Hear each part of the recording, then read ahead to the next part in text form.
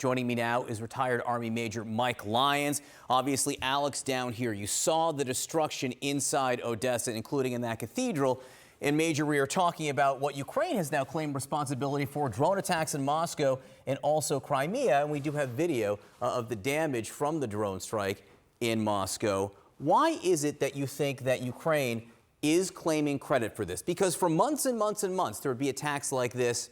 Ukraine would try to maintain plausible deniability. This time they're saying, no, we did this. Yeah, I think a couple things. I think, first of all, 6 weeks into the counteroffensive, they have to show some kind of progress. And at this point, it shows that they can. It shows that they can take a drone, get it through Russian air defense systems, and get it into Moscow. So I think that's the primary reason there. The second one, though, is for Crimea in particular. They have to threaten Crimea. They have to go after those ammunition dumps. They have to make that the place where that if they can say that they could actually take Crimea, then the Russians then come to the negotiation table. The Crimea part, I understand. I do understand the strategic value of that. But when you look at the pictures and compare the drone strikes on this building, yes, windows are out, but compare that to what we were seeing from Alex Marquardt of the cathedral, and then the damage in Odessa to the grain port. This night and day. I mean, what the Russians are doing to the Ukrainians is nothing. Nothing compared, because what the Ukrainians are doing to in Moscow is like a scratch, a pin. Yeah, and what they've done in Odessa is all about trying to cut off the food supply there. It's about, again, what they can do from the Russians' perspective. They had left Odessa alone for the past few months. They had been focused more on the tactical side.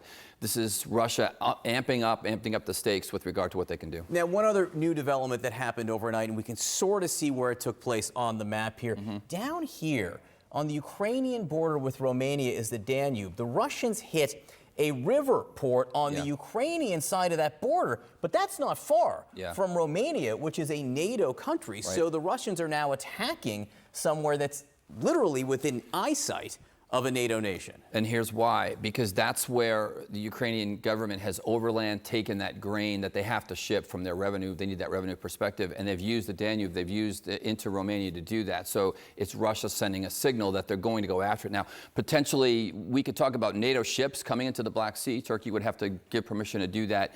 But right now, they're using the Danube River in order to have the grain go overland. And it's more expensive, and it takes a lot longer. So, again, if you look at the map here, I can clear out where I circled there. In yellow, and it's very faint. You can hardly see it. And the reason for that is there's not much land, but these little gains in yellow here and then in here, these are the areas where the Ukrainians have taken back territory in the counteroffensive, which has been slow. Yeah, 6 weeks in right now, wouldn't say it's a failure, but there's, again, three reasons. Number one, they have not synchronized combat arms, and they've not been able to bring all things together of the equipment they have. It's a very difficult mission to do that for really a non-NATO country. Just because we've given them the tools to do that doesn't mean that they can actually do it. The second thing is these trenches that exist here in the defensive lines. They're way more significant than the Ukraine military had planned on. They don't have the equipment to take those out as well. And then the last thing comes down to air superiority. Russia still has tremendous close air support. That's what's happening right now. So these helicopters, and we have a picture of them now, are Russian helicopters. Right. I keep hearing from people on the ground in Ukraine, including people associated with Ukrainian troops, saying they've got no defense against these Russian helicopters. These Russian helicopters can stay far enough behind the line so they're not threatened at all, but they can shoot. You can see the weaponry they have, and they can hit whatever they want on the Ukrainian side. Yeah, the Stingers that they have on the Ukraine side can't get to them, and they have tremendous mobility. So anytime the Ukraine military can organize some synchronized fight and bring artillery and bring maneuver together, these show up on the battlefield, and they are difference makers, similar to what we do with our Apaches and our helicopters. Okay, so if everyone knows the situation now, which is relatively static, how can Ukraine achieve a breakthrough? Well, they're going to have to continue to try to probe and try to find weaknesses in these systems here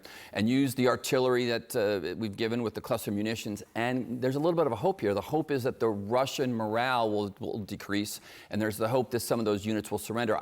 That's not necessarily a great plan, but it just tells me that this war of attrition and this grinding type operation is going to go on for months. All right, retired Army Major Mike Lyons, thanks so much for helping us understand the situation on the ground, the changing situation. Appreciate it.